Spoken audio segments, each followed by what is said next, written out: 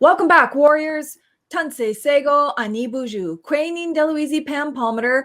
I'm the host of this show, The Warrior Life. This podcast is a show about living the warrior life, a lifestyle that focuses on decolonizing our minds, bodies, and spirits, while at the same time revitalizing our cultures, traditions, laws, and governing practices.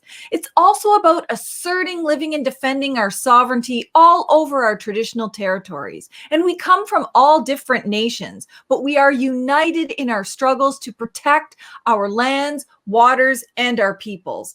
One of the things that we do at the grassroots level is try to amplify each other's voices, especially Indigenous peoples who are on the ground defending their rights, and our other relatives who are advocating for justice in a wide variety of forums. On today's show, we are following the Inuit protests against mining activities in their territories, which have the potential to significantly impact Inuit harvesting practices. Aliqa Illauq is an Inuk who has been active in educating the public about what is going on all through her social media and her public outreach. She's reached out to individuals to try to help amplify the voices of the Inuit protesters on the ground. She comes from Nunavut. She's fluent in both Inuktitut and English and is grounded in her Inuit culture and traditions. She's currently working on her undergrad at Carleton University with an honors in law, human rights, and social justice, and a minor in Indigenous studies. Thank you so much for coming on the Warrior Life podcast, Aliqa. Koyanami Pam, for inviting me to this very important conversation. I am really looking forward to this. As Pam just said, my name is Aliqa Illauq, and I am from Kangiqtugaapik in the Qikiqtaaluk region of Nunavut. The English name is Clyde River of my community, which is located on Baffin Land in Nunavut. I am a mother to 3 kids, and I am currently doing my undergrad, doing a combined honors in law and human rights and social justice with a minor in Indigenous studies. I just want to first acknowledge that I am an uninvited guest at present time on Anishinaabe Algonquin territory. I say uninvited because I have never officially been invited by the original stewards of these lands. Well, thank you so much for taking the time to actually be here and on such short notice. I mean, that's kind of how we end up doing things at the grassroots level. When something happens, we just do what we can to rally each other's forces and come together and try to get the word out. So given the context of everything that's going on up north, we really appreciate you taking the time here. Maybe you could, talk about a little bit about Inuit culture and history and the territory, because a lot of people who live in the South, even Indigenous peoples, don't always know just how expansive the territory is, or, how important your history is in the North. So Inuit are pretty unique in a sense that we were colonized just not that long ago.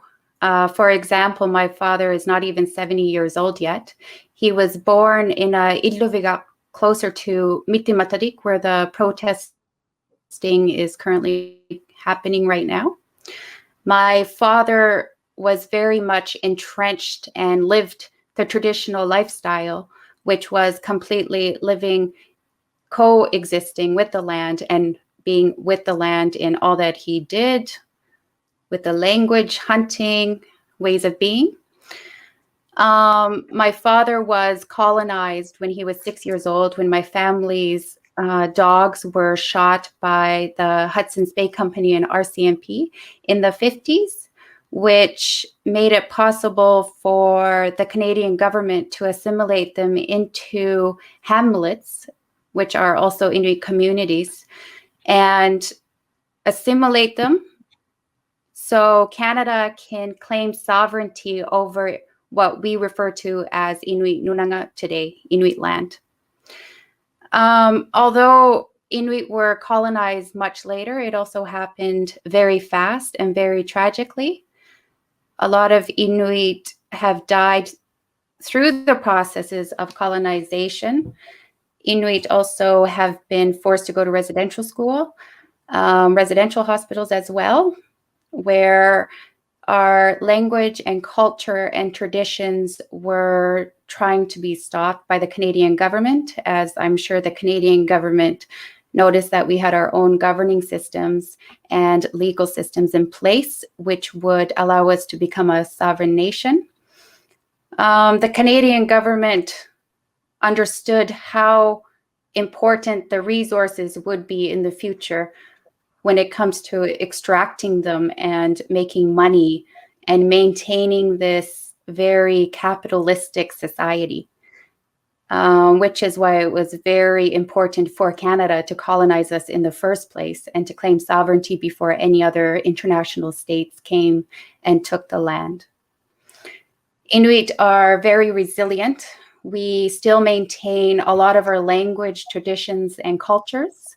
We are still taught the knowledge, the research, and the education that has been gathered and maintained for millennia.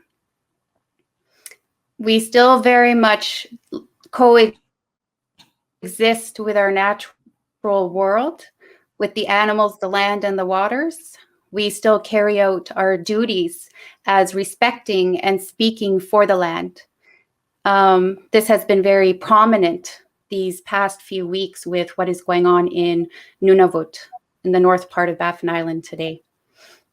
Inuit lives have changed very drastically, just even in the short 50 years.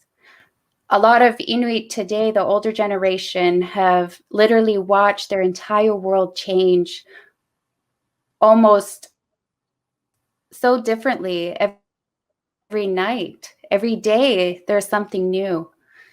So much so that we have been having to adapt to new things almost on a daily basis, adapt to new words in our Inuktitut language and our ways of being, and even our diet.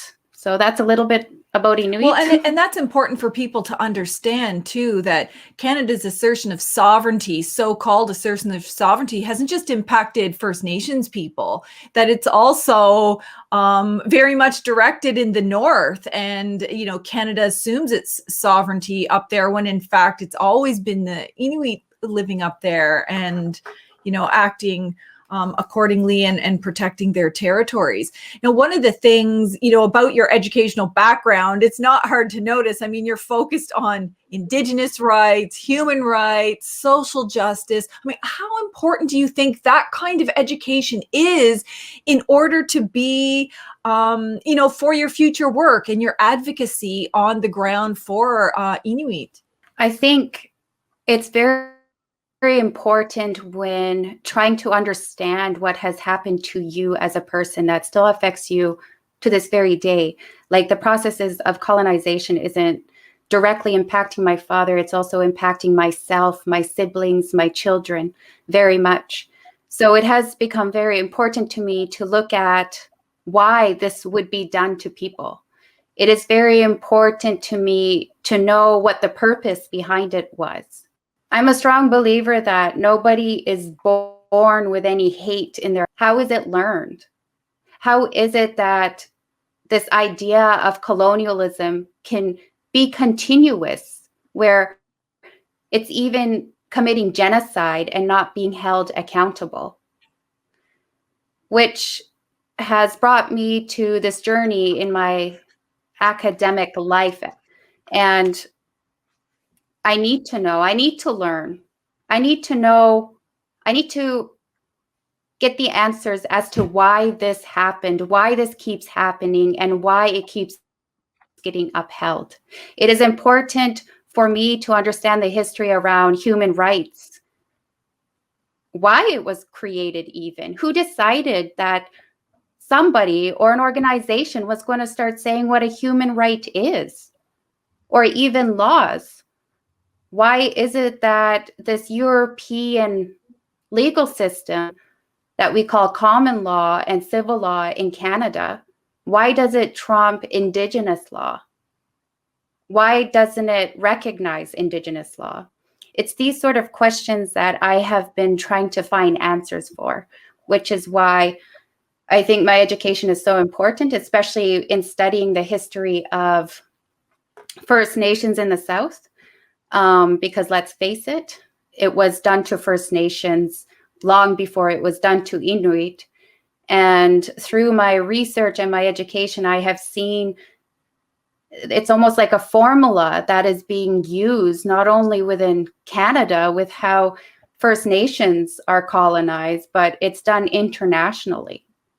So it's almost like studying the playbook of this idea of a prominent governance that is so controlling to Indigenous peoples' ways of being, governance system, laws, everything. I'm pretty sure that your family and your community and, you know, everyone that knows you is pretty happy that you're engaged in these kinds of studies, because I think, you know, human rights and the rights of the planet are going to be the two most significant issues going forward, you know, into eternity. I mean, literally human life and planet life are so interconnected, and there's no group that knows that more than Inuit in the North, who are the first to feel the effects of things like climate change or the impacts on their traditional harvesting practices. And it's one of the reasons why we have you here today. We want to talk to you about, you know, in the last few days, we've heard just some media accounts about Inuit protests that were happening on the ground. I believe it was at the Mary River iron ore mine. And I'm wondering if you can, you know, give us some background about, you know, what happened, what triggered it, and what are the important issues?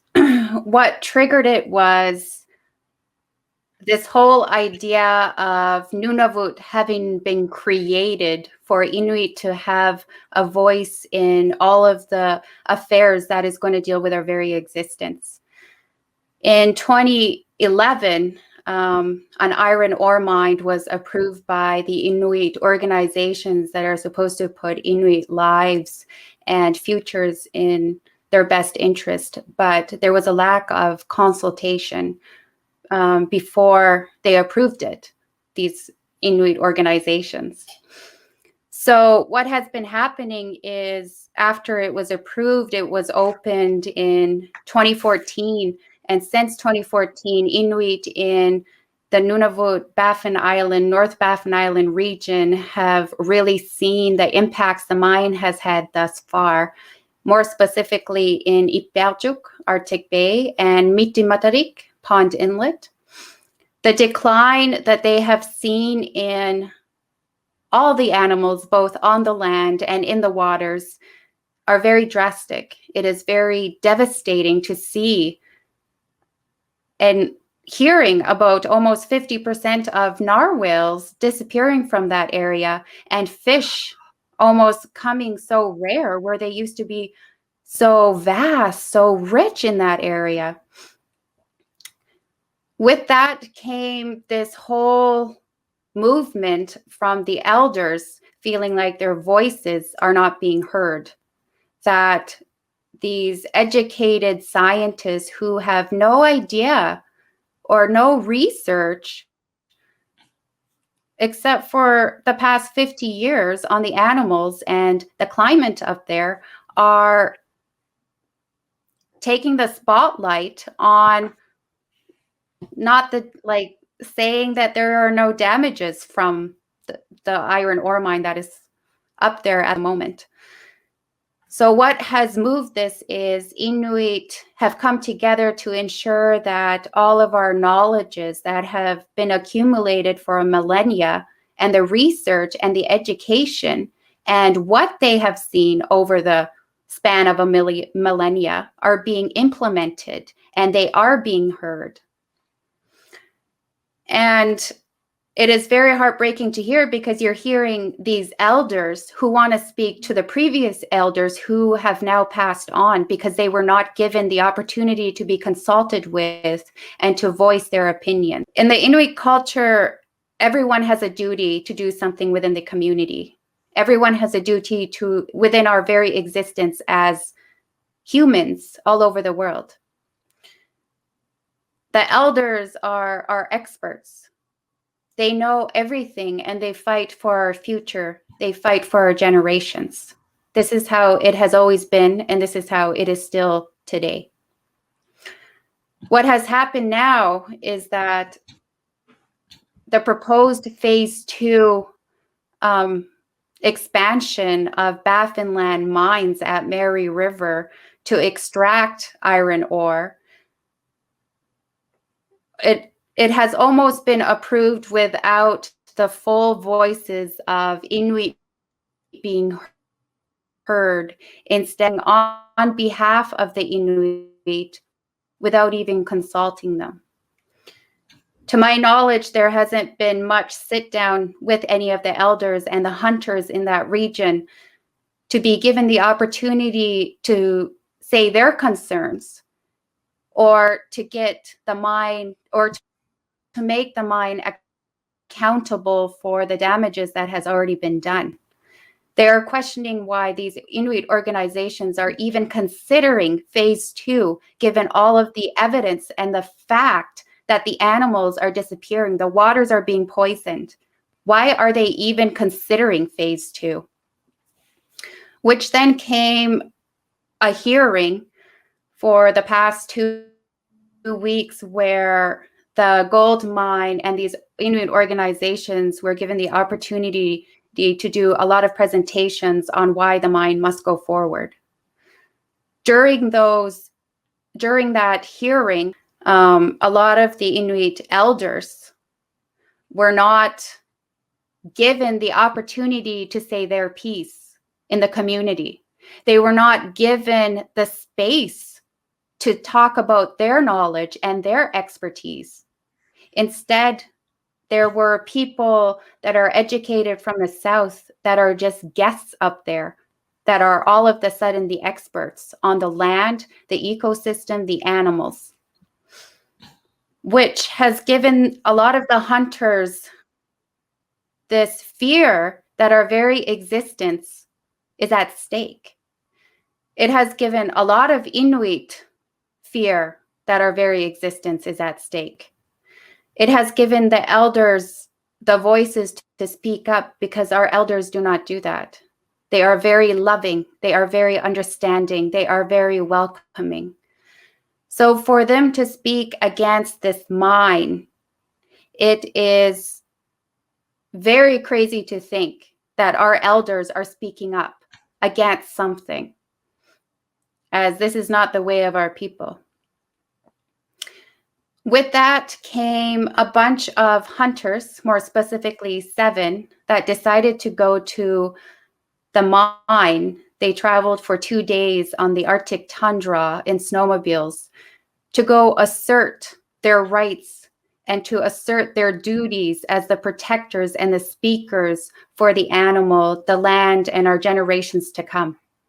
Because it is their duty to ensure that our existence will be guaranteed for 7 more generations. It is also their duty to speak and to listen to the elders, which I think they are doing very well. So that's a little background on why there is protesting right now. I think it is a very important cause. And a lot of people need to understand that they're not only fighting for the animals or the existence of Inuit, they are fighting for our world. Inuit know firsthand the effects of climate change, and they understand if they don't start taking action now and go against all of our ways of being welcoming, being accepting, and being understanding, if they don't change into this new world that they were forced into and to do things this way, they know that this is going to have major repercussions on everybody.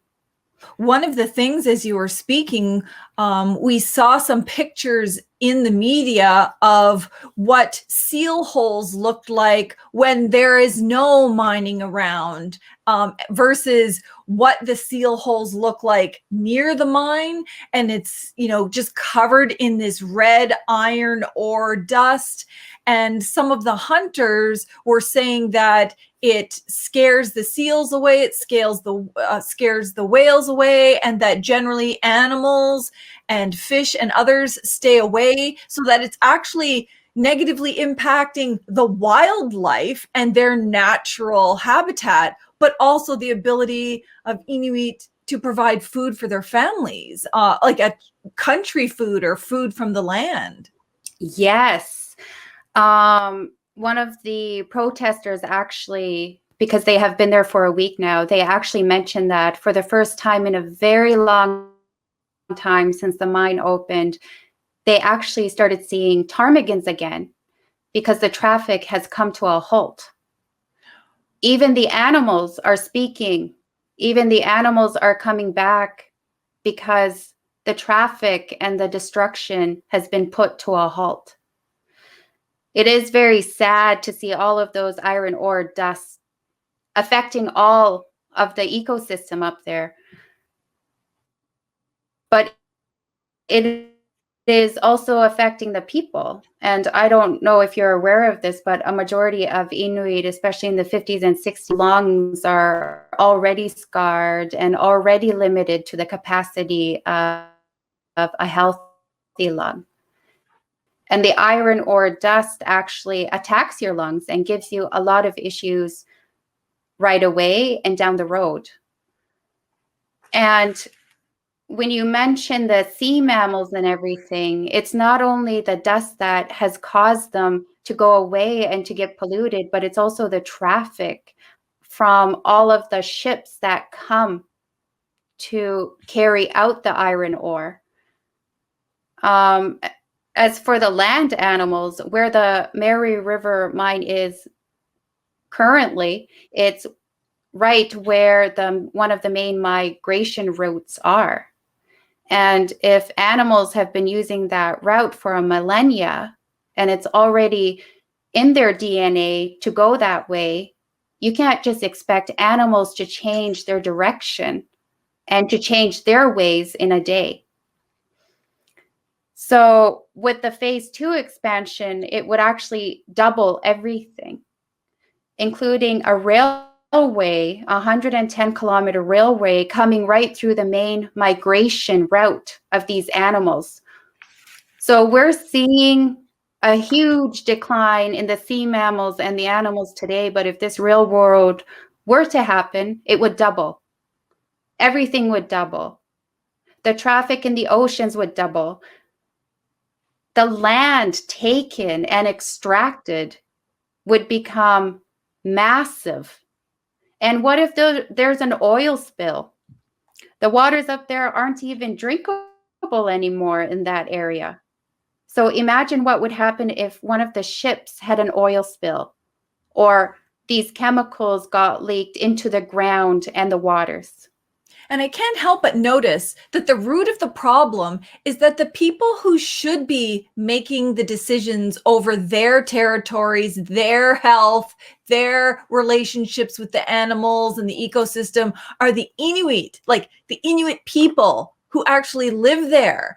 But we heard in the media that ultimately this mining company applies to an organization to double its impact, and then the federal government is the one who will approve it or not approve it. And I'm thinking that's like so many steps removed from the actual people who are the sovereign, self-determining, independent government of that area. And that makes no sense to me, but it also illustrates why we have so many problems. Yes, very much. It is very disheartening because I have studied the creation of Nunavut and why Nunavut wanted to be created by Inuit, and it was to ensure that our voices were heard, that we were not put at the back burner, that our future and our best interest would be prioritized.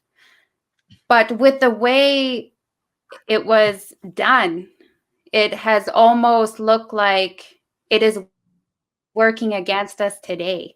And they are supposed to voice our opinions, but none of the organizations have made a statement to say, to support Inuit actually in fighting against the phase 2 expansion. But after it goes to these organizations, it is then going to go to a minister who has never been up there, a minister that has no idea about our lived experiences, a minister that decides all of our Indigenous affairs when it comes to resources. That makes no sense. How can he make a decision if he hasn't even sat down with an elder to listen to the impacts this is going to have in the long run? Not only on Inuit, but it's going to start seeping everywhere. We know this with all of the conversations and the research that has been conducted with climate change. How is it that these organizations and these ministers are able to have a say in anything at all? And they have never even been up there to understand that we need this food, we need this land. Not only us as Inuit, but everyone. But Inuit do need the food right now. This should be the conversation that they should be having at this very moment. A lot of people are going hungry up there because of the cost of the food and the living and everything, because everything has to be airlifted or shipped up. Why are they not talking to them? Why are they even considering having phase 2 expansion and take more of our food, more of our livelihood, more of our very existence, when they haven't even addressed one of the main problems that we face today, which is the lack of having food in Nunavut, especially more so now in northern Baffin, where the animals are disappearing or they're contaminated. How is it these organizations and these ministers and the federal government should have any say? It is very disheartening to see what is happening and to know that people that probably don't even really know who we really are, especially because they don't know how to speak Inuktitut, where translation and interpretation gets lost when spoken into English. They have no idea. So how is the Minister of Resources, how is he given the power to say anything on what is happening up there?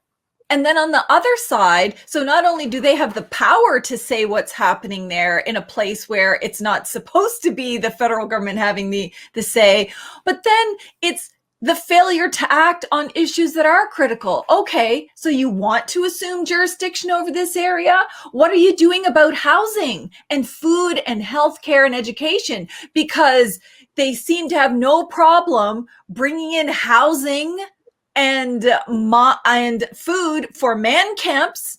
I mean, there's hundreds and hundreds of people working in those man camps, not unlike man camps at pipelines or other industries all over Canada. There is no place on earth that they won't bring housing and water and healthcare and entertainment and really good quality food to man camps. But when it comes to the people in their own territory, you mean to tell me that that's not possible for the Inuit? I find that so hard to believe. It doesn't really seem like that. And a lot of discussions that have been had within the Inuit communities that are struggling in moldy houses. Their houses are literally falling apart because they're so moldy. They have skin issues, respiratory issues because of the conditions of the house. On top of that, I know a lot of families that are lucky if they have 2 full meals a day, especially in the northern part of Baffin Island. So it makes you question, how is it that the mine in just a short few years can create these living quarters that have no mold, that don't have any issues with the drift from outside coming in and making everything cold, and they're eating like kings. They have all of the food that they need. Well, people are hungry, literally hungry, because of the cost of living not far from the mine. And they are hungry for their country food that they can't even get anymore. It doesn't make any sense. Why would you create more problems up there when you haven't even looked at the housing crisis, the healthcare crisis, the food crisis, the mental health crisis that we are still trying to piece together from colonization. We're new to this. We're new to this entire world that has been forced upon us. And it almost seems as though the government of Canada came up and said, here, this is how you're going to live. Here's all these houses. They were able to build all these houses in a short period of time. But now that we're actually established and we depend on the government, we have been left abandoned. We have been left abandoned to pick up the pieces to say, you know what? How are we going to do this? How are we going to fix our housing crisis? It's not as simple as going out in the forest to chop down wood. We have no trees. We can't do that sort of stuff.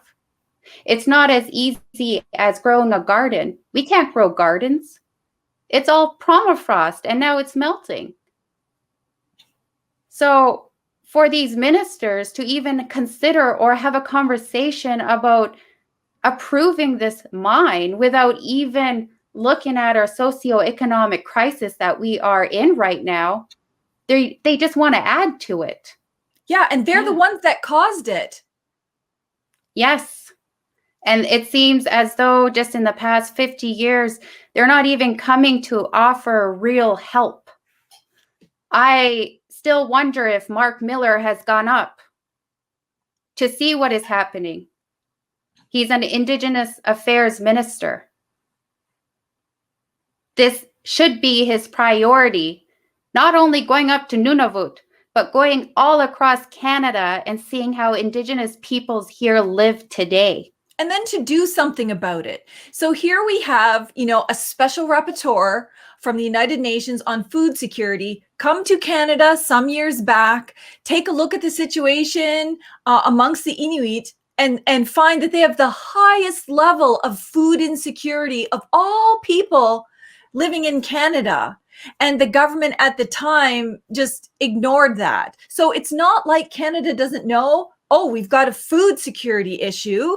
And then you've also got the scenario where these companies, mining companies, forestry pipelines, they're all infamous for signing agreements with Indigenous communities, promising things like you will get the contracts, we'll hire 50% of your employees. Yet when we looked at the statistics just for that one mine, although they promised to hire 50% Inuit, it's less than half of that. And we're like, so they use that as a defense. Oh, well, we have this mine, but it's going to benefit the Inuit. And you have to wonder, where does the majority of the money go? Where does the majority of the benefit go? Because we know the people at the man camps are taken care of far before the Inuit are. And then ultimately, whose resources are they anyway? They're coming from Inuit territory. So it would seem to me that if anybody should decide if it gets extracted, how it gets extracted, how to minimize impact on the environment if it gets extracted, and who benefits, all of those decisions should be the Inuit first, and then they can decide if they want to partner with others to do that. But governments sit back and allow this disparity to continue. Yes. And it has really shown, because the elders are asking the same exact question in Inuktitut, but the interpretation and the translation seems like it keeps getting lost or it's ignored. Like, who decided these mines could come in? Who decided that it is okay to ruin the land that belongs to each and every one of us that are guests on this journey of life here on Earth? Inuit believe that we are stewards of the North, just as the First Nations are stewards of the South. It is our job to speak for the land, for the animals, the ecosystem, because they cannot speak for themselves. Mm-hmm. And it seems all over the world, internationally, these big corporations come into our recently colonized homes to take advantage of the situation. It's like you are throwing someone from a completely different world and throwing them onto Earth and say, this is how you're going to start living your life. You have to change your language just to understand what is happening in the world and your realities. You have to change your ways to accommodate these minds that are coming in. It is ridiculous to think that the world seems to be okay with this keep happening. We should start asking questions and start holding these big corporations accountable, because I believe they can do better. Yeah. They are billion-dollar industries. I am sure they can hire engineers to create these things that are going to be environmentally safe. I believe that they have the research and the resources to create these crazy good plans that is going to help the land and still them benefit. It is crazy to think that none of these talks are happening and they're still coming into our lands internationally and doing what they please without governments interfering to speak for the people. One of the things that I wanted to ask you about, because I mean, we find generally here in the South, mainstream media doesn't tend to cover a lot of happenings in Inuit territory, whether it be Inuit politics or social issues that are happening on the ground. Every once in a while, they might show a crisis issue, but there doesn't seem to be a lot of Inuit voices represented in mainstream media. And, you know, one of the things I want our listeners or viewers to understand is the difference between protests in the South and protests in the far north, like what that can mean. Because as you were talking earlier in this podcast, you were talking about how it took these hunters 2 days just to get to that area. And, you know, we're not talking about 2 days on the Florida panhandle in the sun and wind. You know, we're talking about far north, Arctic, in the winter type of conditions.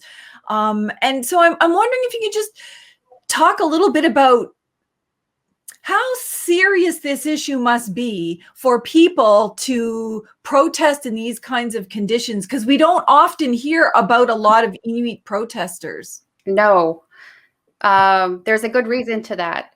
This whole idea and this concept of protesting is very foreign to Inuit. This is not our ways of doing anything. There's not even a real word to really explain what we know as protesting. But these hunters decided to go protest because this is how this whole new world does things. They go out and they stop roads and airplanes from happening just so they can get some type of recognition and their voice is heard. So these 7 hunters from Qikiqtaaluk and Mi'kmaq came together and traveled 2 days on crazy life or death situation, Arctic terrain, because your life can change in a split moment. It can become very dangerous and you literally have to decide on the spot and your life will depend on it. They went there with hardly any resources because it is very hard to get things where they are, and food and gas and everything else is extremely expensive. They put a lot on the line. Some of them put their jobs on the line. They left their families going on this journey to the mine just to speak for our future and for our generations. And they have made that very clear that they are not there for themselves, but because they love who we are and they are worried for our existence. So with that, the dangers of the Arctic terrain and just being out, even in communities, sometimes can be very dangerous, especially during polar bear season. You can walk from one house to the other and your life can be in danger. There are all these realities that Inuit have been facing and have lived through, and they have thrived, and it has never stopped them from living their life. So this 2-day journey, yes, I bet you a lot of people in the South wouldn't be able to make it without the help of Inuit. You would either get lost fall through the ice, anything can happen in a split moment. So they traveled 2 days with their rifles, because every hunter know you cannot go out on the land without rifles for your food, and sometimes it can become safety if you encounter a polar bear. And for those of you that don't know about polar bears, they're not like grizzly bears or black bears. They're more like a cat, and they're massive. They're very strong and they're very territorial. They would attack people. So it's ideal to go out as a hunting party with rifles to make sure that you will get to your destination safely. So it is crazy to me that I saw a statement from Baffin Land saying that there were hunters outside with their guns, making them sound like they were terrorists. They are not terrorists. Number one, it is called Nunavut. It is called our land. That is their land. Number two, they were not outside with big guns. They were outside with rifles because that is what hunters do. And that is the culture up there. And you need to have a rifle just to survive. Everyone should know that. But it just shows how privileged people at the mine are if they don't understand that you need rifles to protect yourself up there, that you need to travel as a group to ensure your survival to get to your destination. Well, and that's not uncommon. I mean, the whole, mainstream media's had a long history. They're trying to improve now, but for many decades, government officials and mainstream media have long portrayed Native peoples as dangerous, as threats to public safety, and anyone who protested was considered to be, dangerous, put on terror watch lists. And of course, Inuit out on the land would have rifles, just like if Mi'kmaq people were out in the forest for an extended period of time, they're probably going to have rifles, they're probably going to have knives, they're probably going to have rope, they're going to have survival things. And simply the act of defending your territory, which all peaceful land defense, that doesn't mean that they're a threat. And one of the things that I found was significant was that once news got out, and I should say that's another difference between the South. In the South, if I see a protest, I can literally go live on Facebook and announce it, or we can communicate with one another. I watched a video on YouTube of a hunter who had to call in with a phone, and it was like a cell phone videotaping a phone. You know what I mean? Like there had to be multiple steps just to be able to get the voices of those people out. It was a satellite phone because there is no cell phone reception up there. It's a satellite phone, which then they called their relatives to make sure that their side of the story was being talked about properly. Especially with how the media is saying that Inuit are only after royalties. We can't eat money. This whole concept of money is very new to us. What we call money is kinoya, pretend face. Do you understand that? Like our elders understand money, but they don't understand the root of money. They do not understand money, how the Southern population views money. So all this propaganda about what is happening, and nobody is actually going to the actual people who have the real stories, which are the elders and the hunters that are fighting for the land. They are not fighting for royalties. They are putting their lives on hold. And it's very important for everybody to recognize that Inuit are not like this. Again, I say that because a lot of elders made it very clear throughout the hearing that we are understanding, that we are honest. We just want a reciprocal relationship with everything and everyone in this natural world, especially on this company that has come up there and has really disrupted our ways of living and our ways of being. So I don't even know what to say about the media, especially given the fact that a week ago today, before all of this started happening, I was reading an article and it was published, and it was from an RCMP's wife who had spent 3 years in Upvet. And she called Inuit primitive and simple, that we didn't even know the concepts of sex. So I look at that and I think, really? You can't listen to the news. If in 2021, people are still referring us as primitive and simple, and it's being allowed to happen. To my knowledge, she hasn't even been called out or held accountable for what she has said with her statement that comes from a place that is very uneducated and not open-minded at all. So when I look at the news, it makes me wonder if they know anything, really. If you are still saying that we're simple and primitive and you're trying to make the Inuit hunters look like they're terrorists and that Inuit are after royalties, you should really question yourself. Very much. Because we are not simple. We are not primitive.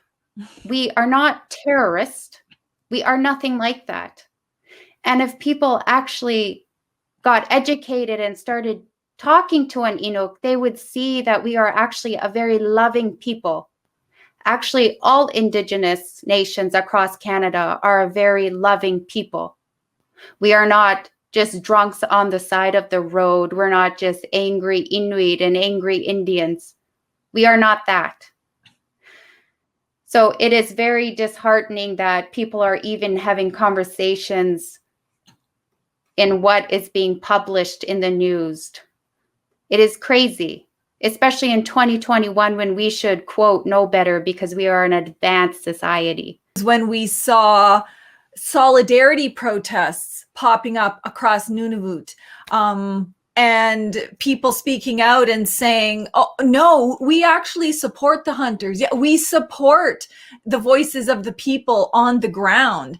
And I think that was a really important reinforcement, because what media or government or the extractive industry often try to do for First Nations, in our experience, is if you see some First Nation protesters, they try to vilify them.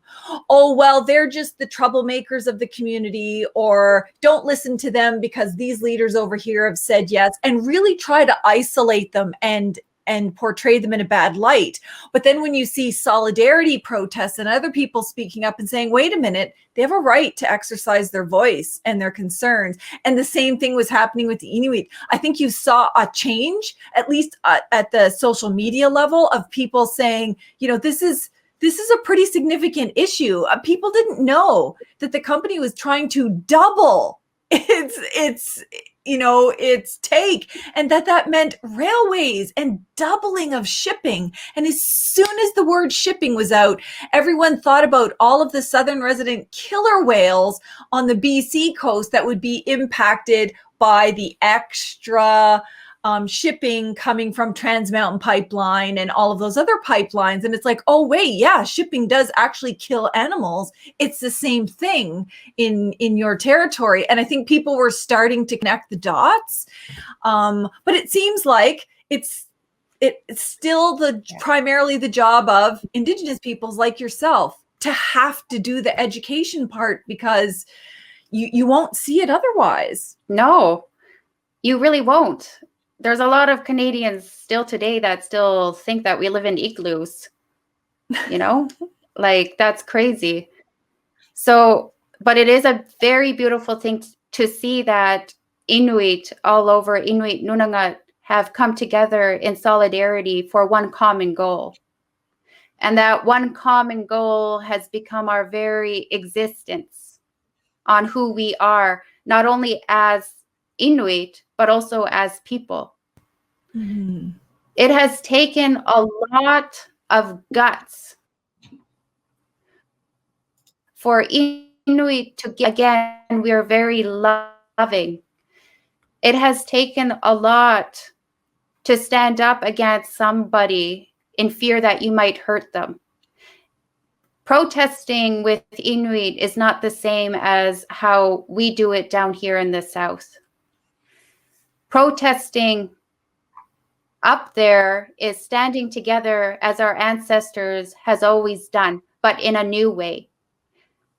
Like I said before, this whole concept of protesting is very new.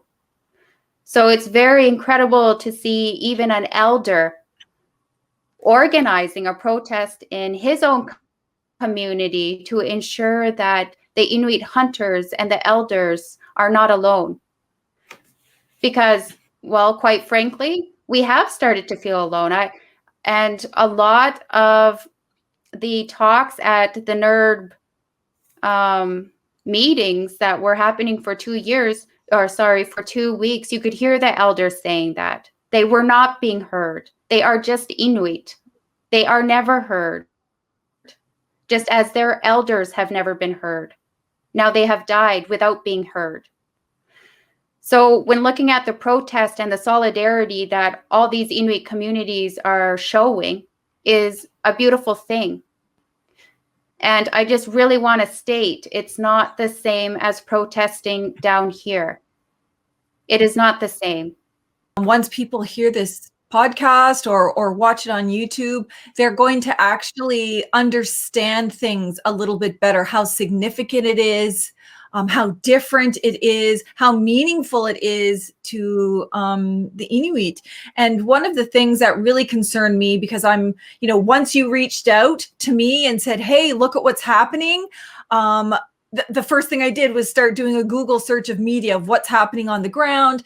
And we saw, terrible comments coming from the mining company. And then we saw yesterday that they were going to go to court and try to get injunctions, which, if you know about First Nation experience, it's often the first thing they do. They either send in law enforcement to arrest us, or they go to court and get injunctions. And statistically, courts almost always side with the extractive industry. So we were like, oh no, please don't do this to the Inuit, because they already don't have a lot of money. And then, we were really concerned about that, because we figured, here's these hunters out there, 2 days away from their homes,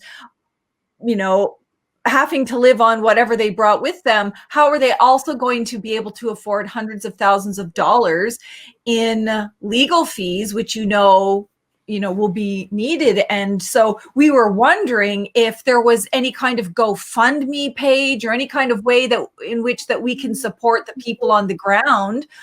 Even though we heard this morning that the protests might be temporarily suspended while there's discussions, we know that, at least in the First Nation experience, those discussions don't always go well, and that the protests could resume. What can we do to support the Inuit? First, I think it's very important that everyone gets educated and look at the whole court process in itself, especially with COVID-19 happening right now, and Nunavut been mostly in the clear of COVID-19.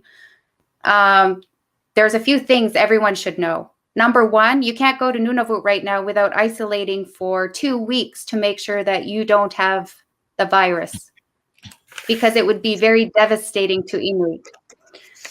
So one of the main questions I have had is, how were Baffinland's lawyers able to travel to Iqaluit, which is the capital of Nunavut, so fast to go to court to stop the protesters? And I put that in heavy quotations.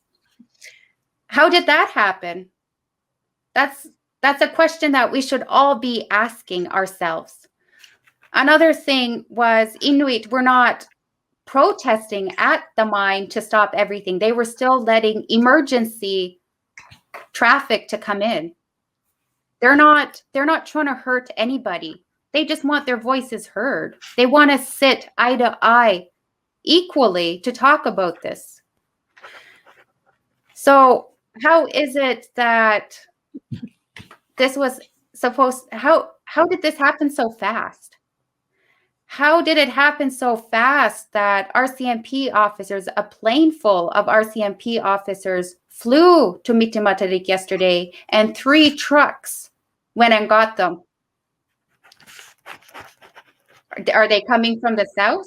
Have they been isolating for 2 weeks? All this protesting and everything has been going on for a week. So there's a lot of questions that I think we should all be asking ourselves and really sit down and look at the situation as a whole. Because it is very important to know that these hunters in protesting for a week and getting this injunction and everything, they have finally been able to sit down with our Inuit organizations to listen to their concerns and to answer their questions. It took a protest. It took going to court and sending RCMP officers, 3 trucks full, to Mi'kmaq, which is very problematic in itself, given the history Inuit have with the RCMP and the dog slaughter and everything else that has been done. And more importantly, what has happened recently with us being called simple and primitive. It's almost like a how dare you do that? That is insulting. It is insulting that Inuit have had to go out and start protesting just so their organizations will actually sit down with them. So with that, we have started a GoFundMe page to help with the legal fees that I am sure will start coming in. As I personally know, this is the only beginning of what is to come. And I really do hope that everybody can come to a consensus sooner rather than later and do this equally in a reciprocal relationship. I think it is very key for everyone to understand that Inuit are willing to sit down and listen to Baffin Land. It is very important to know that we are very much open to talking about and hearing both sides of the stories to see where we can go from this. But it is also very important to be cognizant of the fact that we are still in a socioeconomic crisis, and why add more to it? And it's pretty hard to have good faith conversations at the end of an RCMP weapon, which they don't use for hunting. I'm glad you raised all that, because that's the stuff I didn't hear about that in the media. I didn't know that lawyers flew in. I didn't know RCMP officers flew in. Like, that's the stuff that gets selectively not reported on, which would cause alarm for Canadians to understand, because we all know that Inuit don't represent any threat to anybody. You know, there's no public safety threat, including protesters. And so to actually fly in that many RCMP is actually pretty, not that I'm surprised, because that's how they treat our, First Nations, but during COVID to actually enter your territory in that circumstance, that's really concerning. It's also very concerning that they are there after not even dealing with the statement of us being simple and primitive, language that has been used to colonize Indigenous peoples and to minimize us. Something apparently the RCMP almost looks like still believes, because we haven't even gotten an apology yet, but instead they sent 3 truckfuls of RCMPs. That is not to say that all RCMP are like this. I do know, because they're only human too. They're just puppets carrying out the government's dirty work. I understand that. But given our history, I find it very disgusting that it has come down to this when there is absolutely no threat. We are peaceful people. That is why we were colonized. We are a loving, understanding people. This is why we are in the crisis that we are in today. Nobody is talking about retaliation or hurting anybody. They're not even talking about hurting Baffin Land, the mine that is ruining and putting our existence on the line. So why are there RCMP officers up there? Or everywhere else in all Indigenous communities all over Canada, telling us what is right and what is not. Just in the past 500 years, when we have been on these lands and governing ourselves with our own laws and legal systems very much in place, we know how to deal with our affairs. We don't need outsiders or visitors coming in to tell us this is how it's going to be.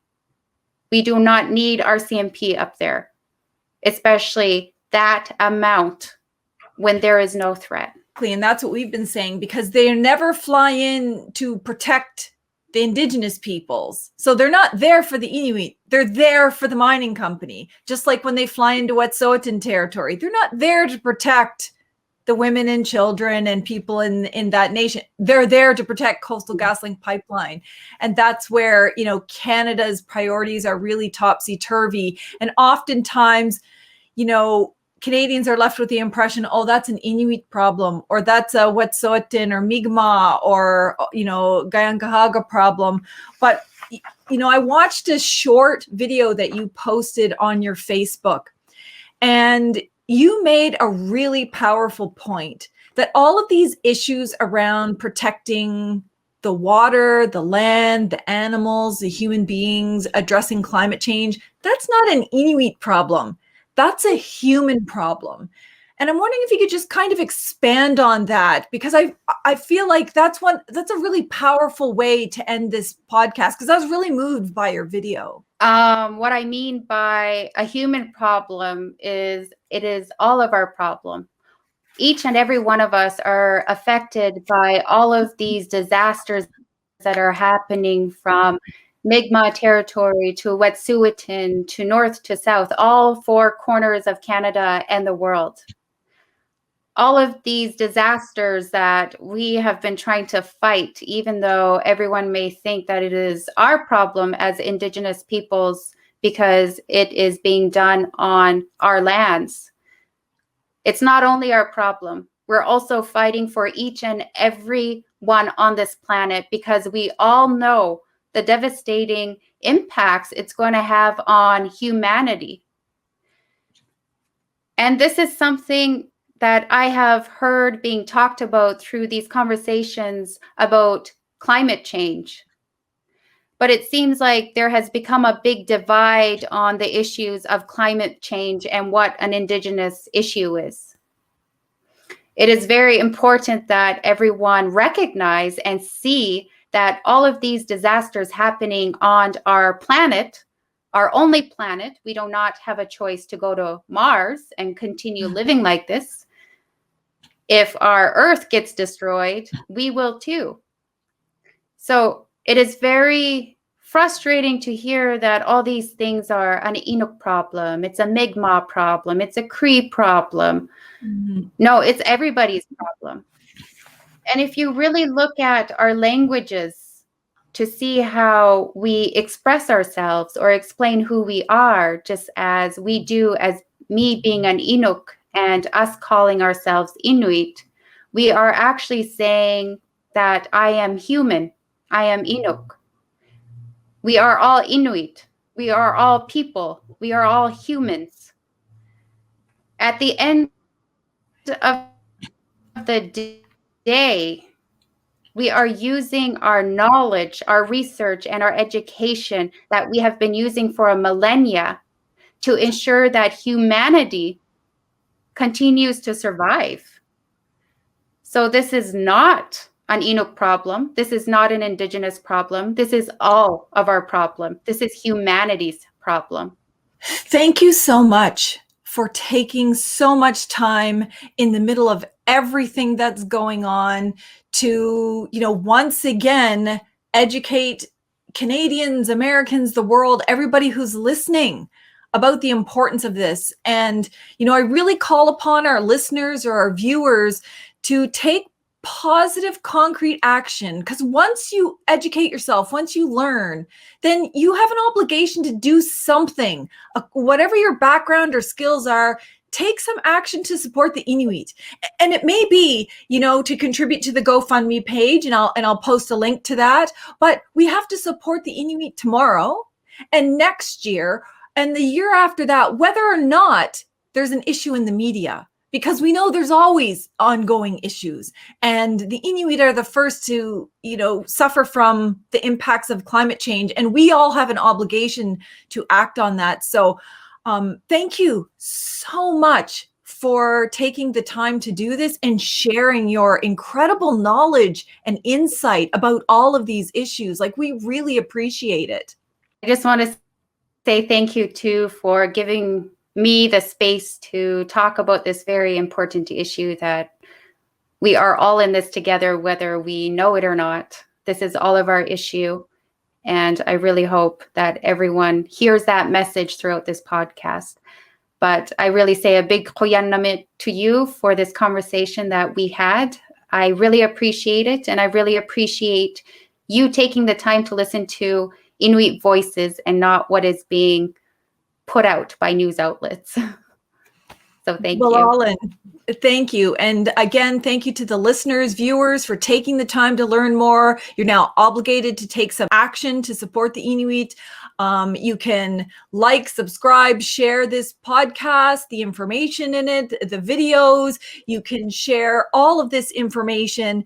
And for more information, you can go to my website at www.pampalmater.com. And I'll also post links to all of these media outlets that are reporting the facts, to Inuit social media, so that you know who's on the ground and who's saying what. Till next time, keep living a warrior life. Walaaliag.